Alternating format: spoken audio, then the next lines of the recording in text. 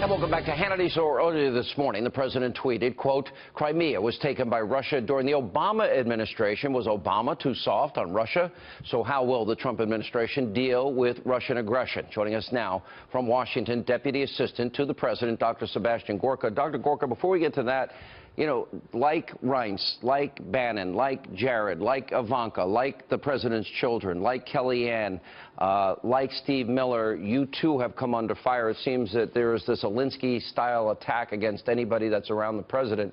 And, you know, I just wanted to give you a chance to respond because I know you're being attacked unfairly, and I read a number of things about your involvement as a witness in the Boston Marathon case and even people suggesting you're a Nazi sympathizer. What is your reaction?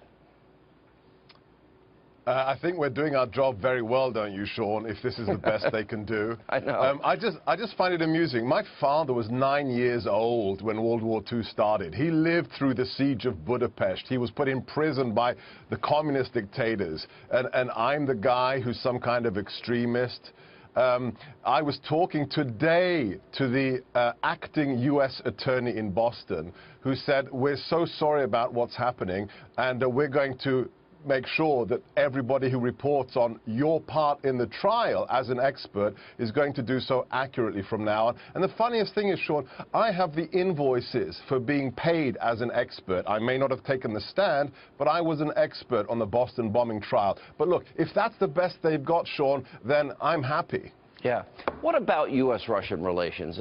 You know, we can go back, and Hillary Clinton wanted a Russian reset, and Obama, for example, said, Mr. Medvedev, I'll have more flexibility after I'm reelected, which I think he wanted to convey to Vladimir Putin, but not the American people, interestingly enough. Do you think there's an opportunity, in light of Ukraine and Crimea, in light of Russian aggression, to reset and maybe have an alliance to defeat ISIS? Is that possible? Look, I think the best answer to that is the president's own words. Do you remember he gave a press conference, one of his last press conferences from Trump Tower, where somebody asked him the question about you and Putin and so on and so forth, and he was super blunt. He said, look, I'd like to be able to work with Vladimir Putin. I don't think it's going to happen, and if it doesn't, so be it.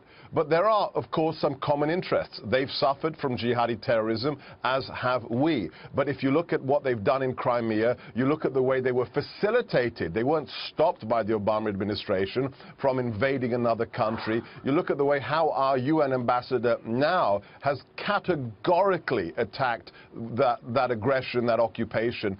It's ironic, isn't it, that the last administration that whispered to Medvedev, that had their own reset button, that saw Secretary Clinton approve the sale of 20% of our uranium to Russia, that they're not the ones that created the problem, but we are.